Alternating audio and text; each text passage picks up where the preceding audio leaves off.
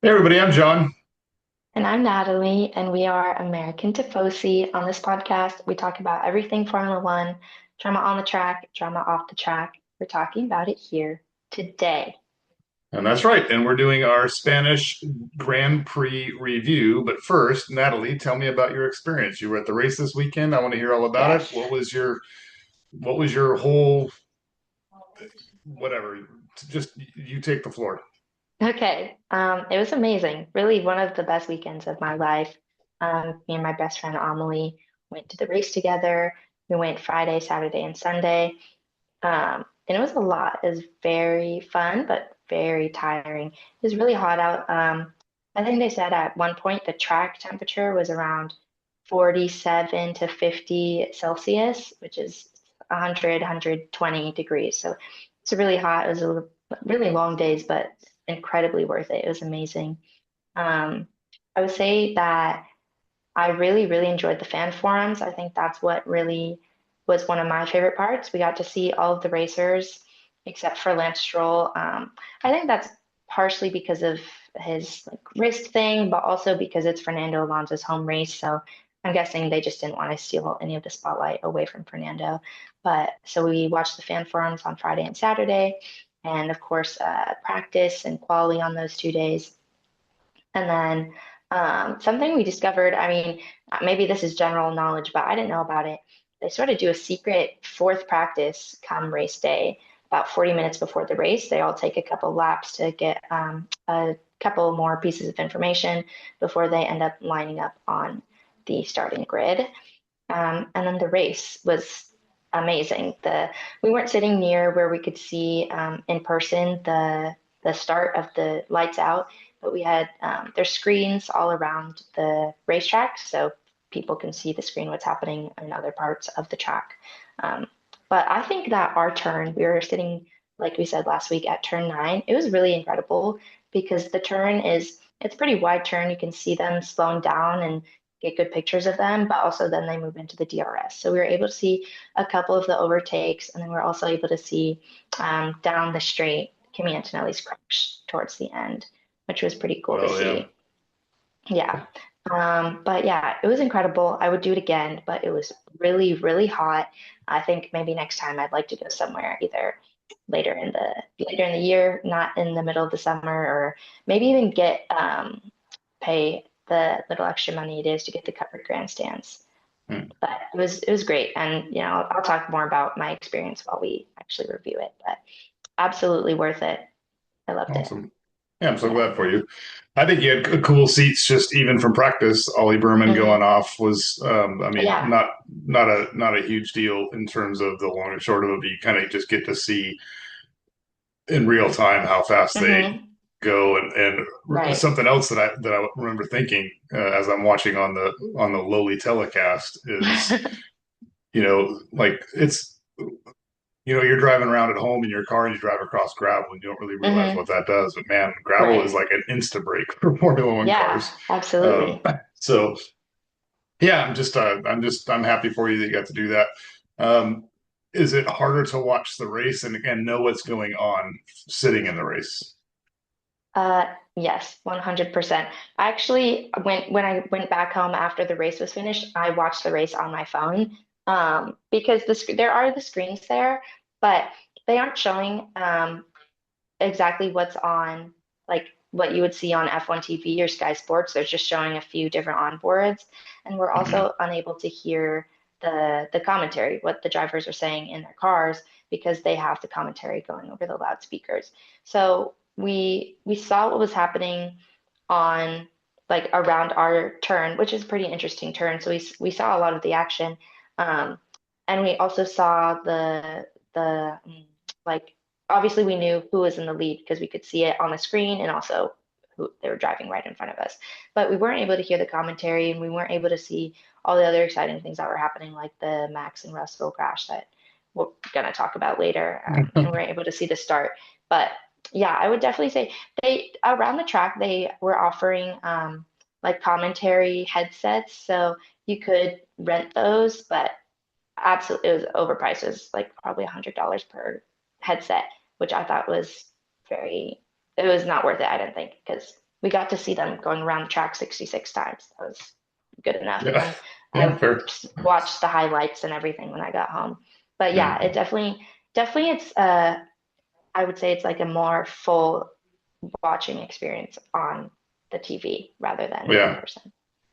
That's something else that I was thinking about. Like, you and I were just at Monza, what, a month ago or a Hmm. month and a half ago, and Hmm. the track itself is amazing and the tour we got was amazing, but Hmm. it's a pretty bare racetrack. And I Yeah. imagine all the racetracks are, Hmm. because the big TV monitors that you mentioned and stuff, those aren't set up year round. I mean, the weather wouldn't do it. Right. So it'll be interesting to see now that I've seen Monza in person, like kind Hmm. of, I don't want to use the word overgrown, but like kind of not, Yeah. not like not TV ready, let's say. Right. Yeah. It'll be interesting to see kind of the transformation from what I saw walking around to what shows up on television. So, Hmm. and you probably saw a little bit of that even last race when you watched Monaco from Barcelona when it wasn't probably all Right. set up as. So yeah, that'll be interesting. What was your lasting memory from the race?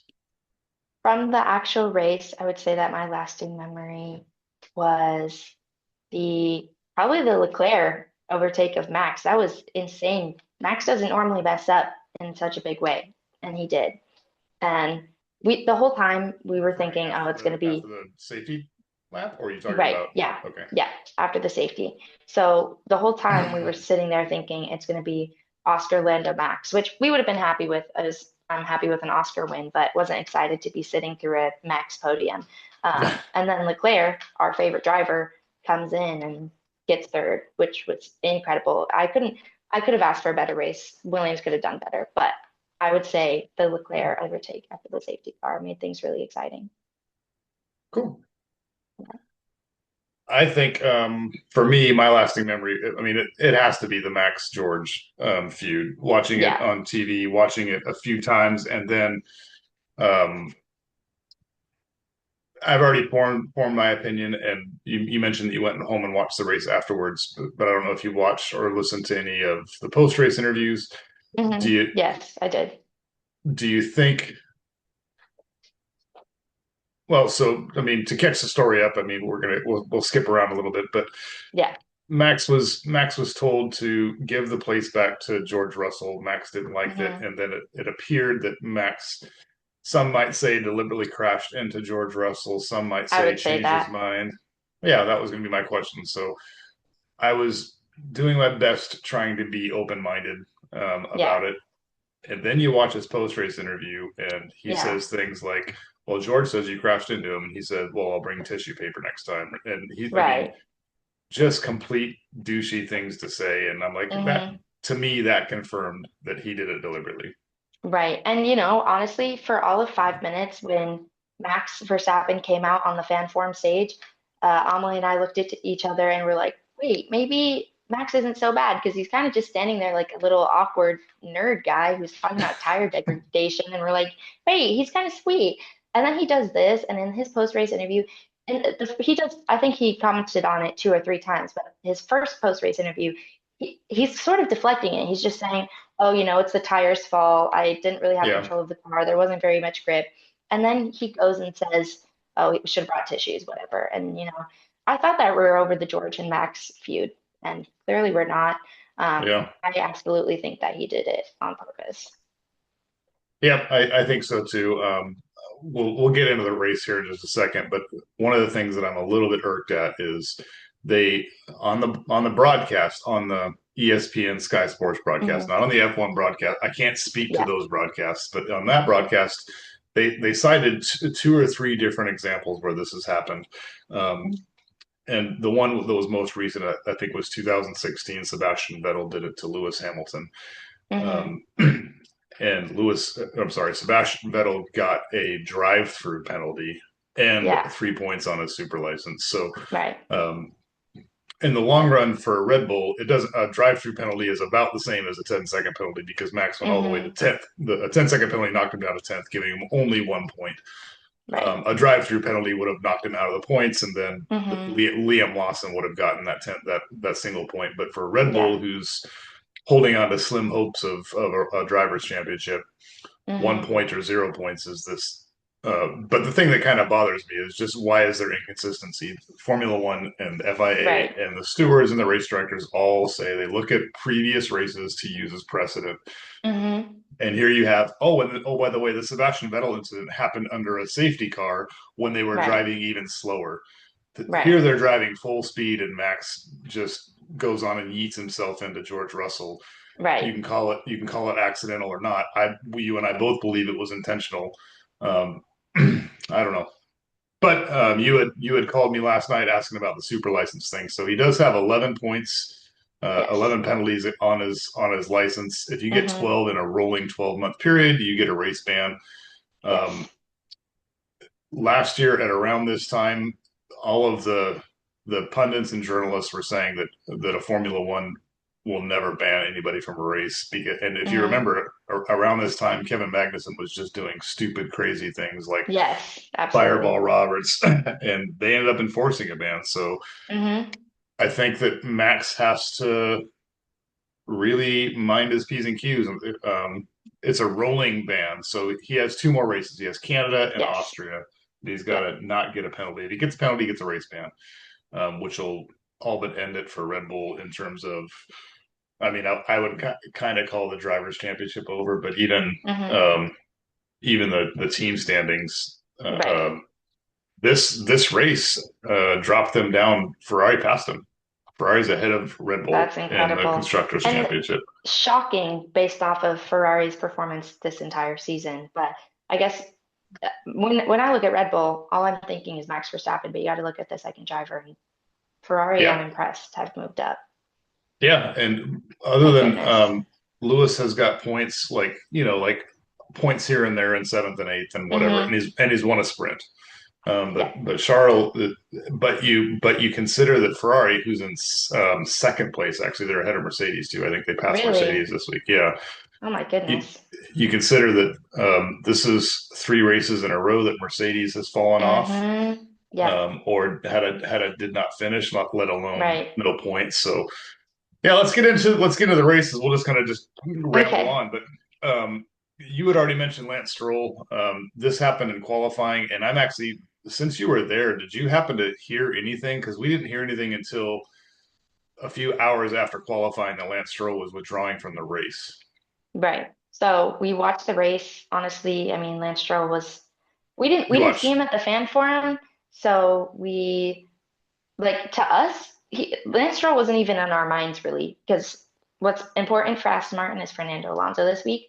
But we watched the qualifying, we saw him drive, um, and it wasn't till 3 hours later when we finally got home off of the metro, we were sitting on the couch or whatever, and I scrolling on Instagram, and there it is. I found out on the Formula One Instagram. yeah. I think it's There's no interesting. discussion. And there hasn't been any video clips, but evidently he was seen like throwing a temper tantrum in their pit and That's the throwing tools rumor. around. So I remember to start the last season, he had gotten himself in a bicycle accident and needed surgery, and they're chalking it up Hmm. to this incident, and Yeah. to and now he needs new surgery. But then some people are saying, well, I wonder if he hurt himself with his temper tantrum. Um, Right. but it's weird. Next race is his home race, Yeah. and even Hopefully he'll be weirder ready for is that. if he was if he wanted to sit out. I mean, he's Hmm. you and I have talked about how dumb we think he is, and he's a nepo baby, and he shouldn't be on the grid in the first place. But he is at least smart enough to know the basic rules of Formula One. And Hmm. one, if you were going to attempt to qualify, which you could argue that he didn't even attempt it, he just went out and laid an egg. Right. Um, you no longer can have a reserve driver step Yeah. in your spot. So Felipe Drogovic was there. He was Hmm. at the And track. they have to leave after qualifying. Yeah. Yeah. So, and interesting, coming up to next race, Felipe Drogovic is doing the Le Mans the same weekend, the Hmm. 24-hour Le Mans the same weekend in Yeah. France Hmm. that the Canadian Grand Prix is. So Hmm. they it would be interesting because their backup reserve to the reserve is Valtteri Bottas. Yeah. So I think it would be kind of interesting to see if we got Valtteri in there.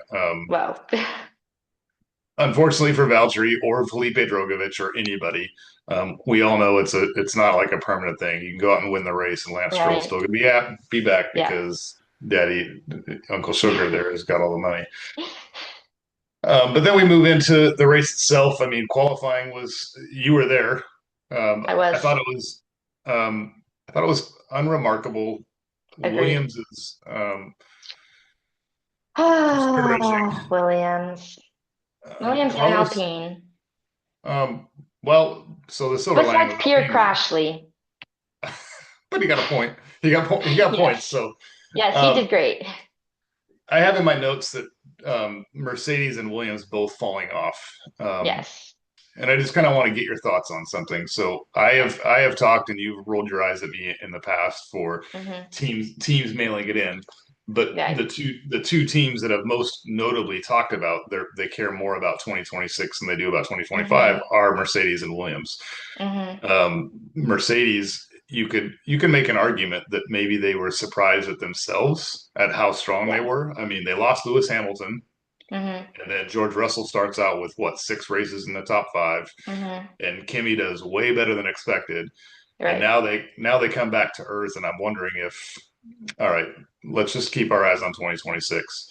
And Williams I mean, James Vallis is very open, like he doesn't give a Yes. darn about 2025. Absolutely. And then interestingly, is who provides Williams motors is Mercedes. I mean, Right. so when one This has a sounds like problem, a it seems like conspiracy theory. that's not a conspiracy theory. It's just maybe my prediction chickens are coming home to roost. That um, and if you look at it's this time every season where the the big separation starts to happen. Right. You know what I mean? Think. It's been great that Williams has been in fifth place, and maybe they'll stay there. But um, they were performing way above expectations. It was great that Mercedes was in second place, and it was great that they were there. And maybe they'll well, they're already not there, but they were also outperforming their expectations. So maybe it's just they're returning back to what we all thought they were going to be anyway. I disagree. Okay, I do think tell. that I I think that Mercedes, at this point, I'm going to call it coincidence for now. Or maybe not coincidence. It's not a coincidence that they've been performing poorly. But with Imola, Toto wasn't there. I really think that probably had some type of effect on Antonelli. It was his first home race, and it actually his home race because Imola is near Bologna. And he's in front of all of his family and friends and everything. He brought his classmates. Monaco's a hard track, and they didn't perform well in Imola. That's got to affect Antonelli's confidence. And then Yeah. now here, there was nothing they could do about it. It was an engine problem. Right. So, So I'm not saying it's just the driver that's falling off. It's also mhm, the car. I mean, Mercedes' car was not super strong last year. right. And so now, I mean, for the first six races of the season, Mercedes and Williams had everything working for them. The drivers were working for them, the cars were working for them, and now, Mercedes has got a little bit of a reliability issue, and you can't say otherwise. We've had what, Hmm. nine races, and they've had three DNFs. I mean, that's Right. as well as George having a engine failure during qualifying at Monaco. I mean, so Hmm. um, I think for Williams, this this is actually interesting that I wouldn't have noticed if I wasn't there this weekend. And that's Carlos Sainz, I think, was having some trouble this weekend. And we saw that in the car. They very clearly struggled in the car. Um, I think, I don't know, Amelie and I mean, this is definitely a conspiracy theory, but Wednesday at the fan forum, they were having their Williams fan forum. Carlos Sainz was 2 hours late. And then at first practice, he was maybe half an hour late getting into the car. Second practice, he was 20 minutes late.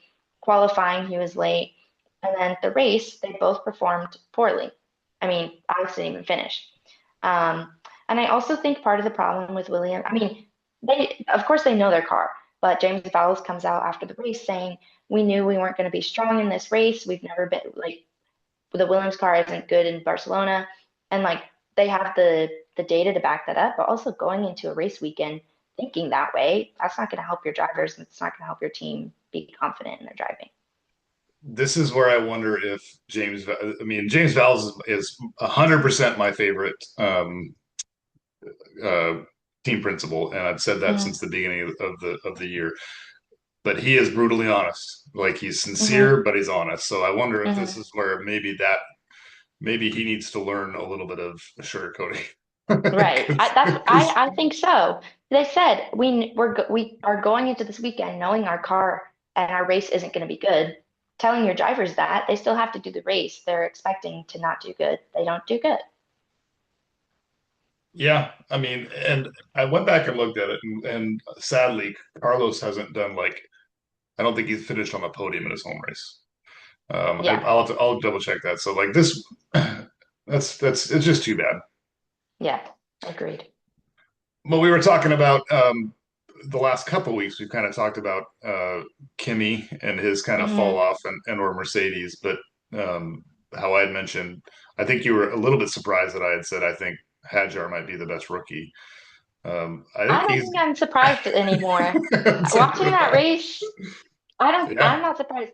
Now, I will say that I prefer Kimmy over Isaac, just because I watched the seat this past week and wow, it was good. I'm a mhm. Mercedes fan now, but I think you're right. I think that between him and Kimmy, he's the best one. I mean, he's performing incredibly well in the Yeah. field carb.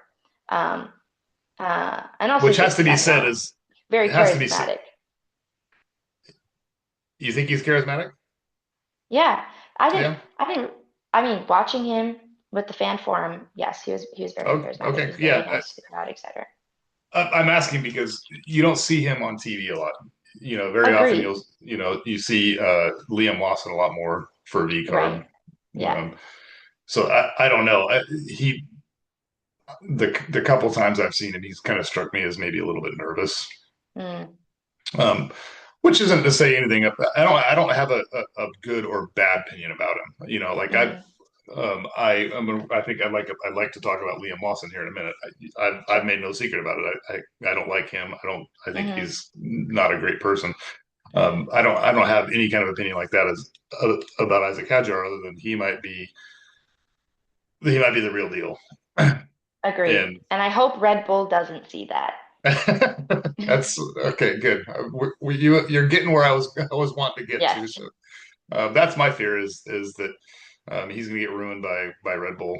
hmm And then so let's just play that scenario out. What happens if Max does get a ban? Who do Oh, they call on? Who do they call on? I wonder You know, if they would call on Liam Lawson because he's driven the car before. that would be my thought. Um, but But they but might give it to Isaac because he's a better driver, maybe, and or do they they're go going to give him a outside of V chance. carb? Maybe they go outside of V carb. So because if you call up And Isaac, bring then up V carb's Nicola. well, but then V carb's going to call somebody up. You know, I Yeah, don't know. I I don't. hope they bring up Nicola. In a lot of ways, I hope it happens just so I can Hmm kind of watch the drama unfold. Right. Uh, but I also think that Max is a good enough driver that hmm he will be able to mind his p's and q's and I also don't know that I trust the FIA to. I will sort they of feel actually like do it? right. I feel like they might Yeah, turn their heads away from Max for the next two races. I think it'd be hard to do just because it's Max Verstappen. Like I could see you don't want to do it. You don't want to ban the four-time world champion and Right. one of the faces of Formula One. Right. But he's got such a big target on his back, and a lot of hmm that's self-inflicted, but a lot of that's because it's the four-time world champion. So, Right. um, yeah, the last thing that we haven't talked about yet is and just to kind of close the book and segue on Isaac Hadjar. Before the season started, the hmm two rookies that like Formula One. I don't want to call you not a fan because of course you're a fan. You were very familiar with Franco Colapinto, but the people that know all of Formula FIA, all the different, Hmm. Gabriel Bortoleto was kind of the it was Kimi and Gabriel Bortoleto that everybody Right. had on their radar, Right. not Isaac Hadjar. So, Right. um, and I was just going to kind of use that as a segue to talk about the other Kick Sauber driver that no one is talking And I about. think that we shouldn't. We What? should keep it that way. Mm-mm. You go ahead and say what you have to I say. refuse. I have choice words. About Nico Hulkenberg? Yeah. Well, he gained 5 spots on lap one. That I think is, and he somehow, you could argue that he should have gotten a penalty because he might have gained Yep. an advantage. Um, but then he kind of worked his all the way up to P6, and then on the Oh restart gosh. past Lewis. I'm sorry, he worked his way all the way up to P7, Yeah. and on the restart after the safety car, the one that we talked about with Max, he passes Lewis Hamilton and Did you finishes the see race on the Lewis road in sixth. Hamilton's reaction, his post-race interview? I don't think so.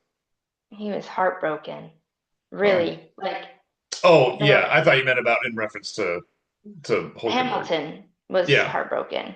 yeah, I did see that. Yeah. I thought you were saying something about like he was going to say something about Hulkenberg.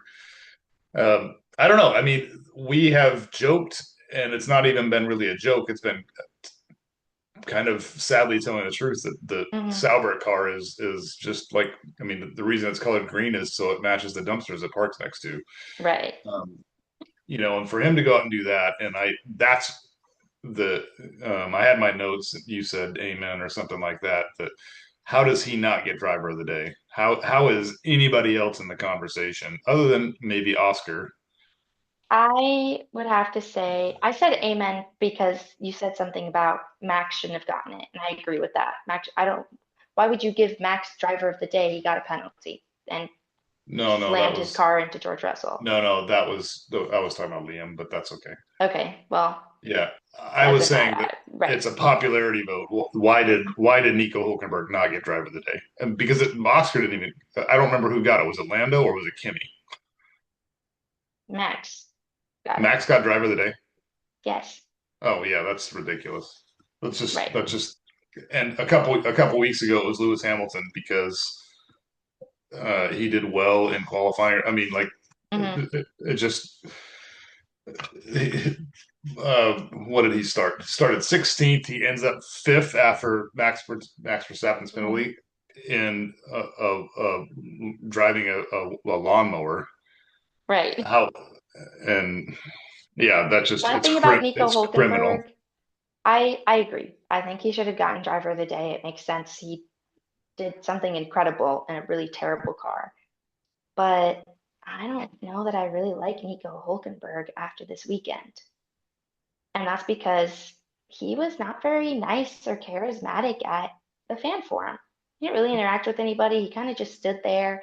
They asked them to play like this game, which that doesn't really matter, but he just sort of refused to do it or participate. And it just kind of like it kind of left a bad taste in my mouth because like people are coming here to see you and you're getting paid like hundreds of thousands to millions of dollars to do this. Like this is your whole job. And I don't know, it felt off to me.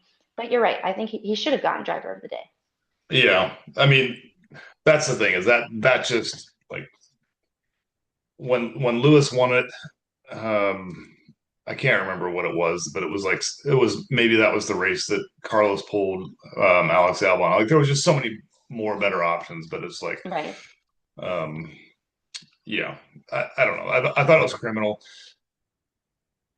Whatever.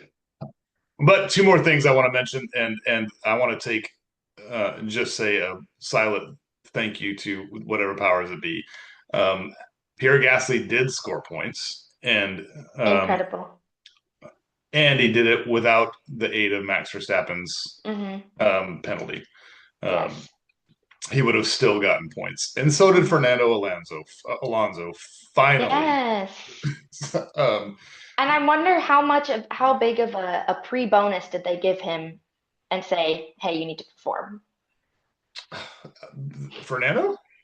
Yeah. I don't know. I mean, I think he's done really well all year, apart from like week one Australia where he kind of spun off on his own. Hmm. Um, he's done better than Lance Stroll until his Hmm. car implodes.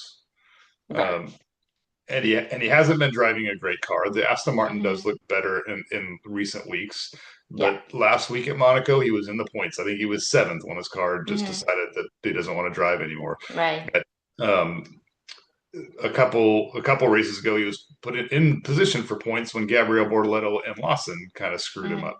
up. He's been driving well. He's just been unlucky, and Right. I am glad he didn't back into the points because of Max Verstappen's penalty. Like Yep. he got another he He did got it a new all on his own. yeah, he was there on his own. Hmm. Gasly ended up after Verstappen's penalty was adjudicated. Gasly finished eighth, Alonso finished Hmm. ninth, Max Verstappen Yep. finished 10th. So that Right. means Gasly and Alonso would have been in the points, which just makes Hmm. me happy. Right. Which takes us to our. Unless you had anything else you wanted to talk about from the race. Um, I'd like to talk about Franco Colapinto, but we Oh can yeah, bring let's that do it. up during Yeah. prediction. Okay, let's do it. I have some thoughts regarding his contract, Jack Doohan, Alpine. Mm, I think we're on race 3 of 5 of his contract. I think now's a good time to bring it up. And what okay. I have to say is this. I am not, after going to the race, I'm not sure that they're going to get rid of Franco Colapinto.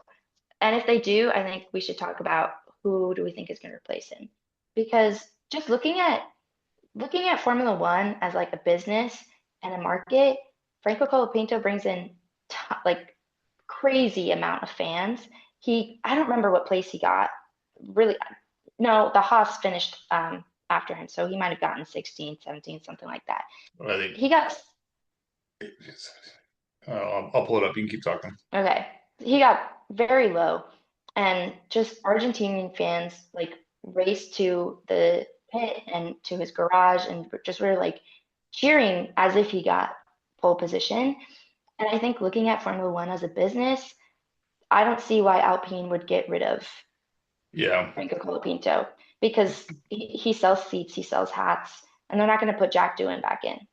No, I agree. I think that they said the five thing to make it an easier pill for doing to swallow.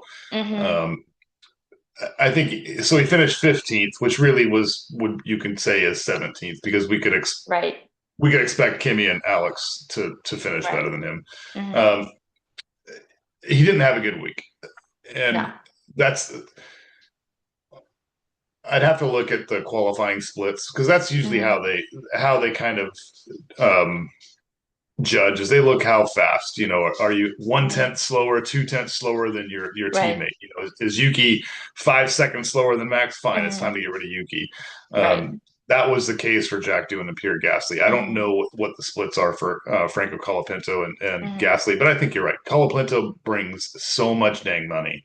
Yeah, Um, absolutely. he's probably more popular to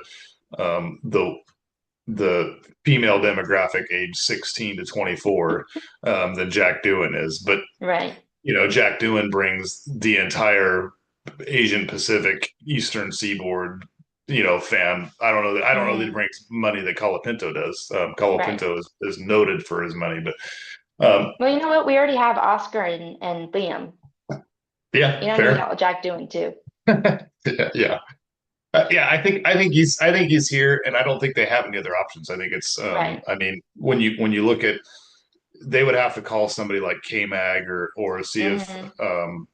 Michael Schumacher or Valtteri Bottas want to leave their reserve driver, and I Right. can't imagine with the promise of um, and the rumor around GM Cadillac them Hmm. them trying to get no one's going to want to jump ship for next Right. year to join Alpine, which looks to be like a sinking ship. So Agreed. yeah, and I'm more sad that he and Pierre Gasly are on that team in the first place. Like it's a I Agreed. like I like both of them, and they're both and they're they're Hmm. they're they're on a not a very good team. So Agreed.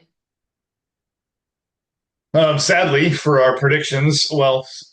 I don't want to call it sad because you made a nice little run back. The score before Right. this week was Yep. 11-6. Yeah. So let's just go through it. Pole position, I Okay. had Lando. That didn't work. Hmm. I had And you, Oscar. Yep. So there's 1 point for you. Nice. Podium, I had Oscar, Max, and Lando. I Hmm. get 1 point because we're going based on order. Perfect. I got Oscar Lando. That's 2 points. Yep. And I And you didn't did. make a third, All and that's right. okay. It would have been Max anyways. Fair. Yeah, yeah. Bold predictions. I didn't pick both Spaniards score because you wouldn't let me. I would have picked it. I wouldn't have gotten a point. I did Right. pick points for Alpine, and that did That happen. happened. And I said every driver finishes, and that definitely did not happen. Which I'm glad because it made the race more exciting to watch. Yeah. So when you watched the re or when you went home and watched it, which one did you Hmm. watch? Did you watch ESPN or F1 TV. okay? They had Nico Rosberg as kind of the guest commentator with Crofty, Hmm. Yeah. and as soon as Hulkenberg went down, because that didn't happen on camera, at least on our Hmm. camera, so he was like, "Please God, be a car problem. Please God, be a car problem." And I didn't understand what he was saying, like why he was Yeah. saying it. But Nico Rosberg was a Mercedes guy, so he's a Mercedes Hmm. fan, and he didn't want it to be that Kimmy screwed himself up. Right. That And would so have then they ruined his confidence. yeah, exactly. Absolutely. That's exactly why I was saying it. But the way he said it, and we didn't see it like as it was happening. Yeah. So I was like, "What the hell is he talking about? Like, Yeah. was he saying it so that like somebody crashed into it? I don't understand." Right. He was saying exactly what you said. That it was please be a car problem so that that doesn't hurt his confidence. That like it wasn't a Right. driver error. Hmm. So yeah, all right, so I am giving you what 2 points, 3 points, three Three points, and I'm points. giving myself 2 points, which brings us Nice. to 13-9. Okay. I'm catching up. You're closing up. So by the time we get to Canada, you'll be back in the United States. Yes. We'll try and do something in person. Hmm. Um, yeah, we do have a couple weeks off before our next race, which, like I We mentioned, do. is Canada. Yes. It's a decent time for all of us here in the States. I'm happy for that. And then we kind of go back. I don't know why they call it the European swing of the turn of the schedule, but they just interject Canada right there in the middle Hmm. because they still got Austria, Right. Spa, Belgium, Britain, Monza. There's a bunch of other European races Hmm. still coming. So any last thoughts? Any last things you want to say?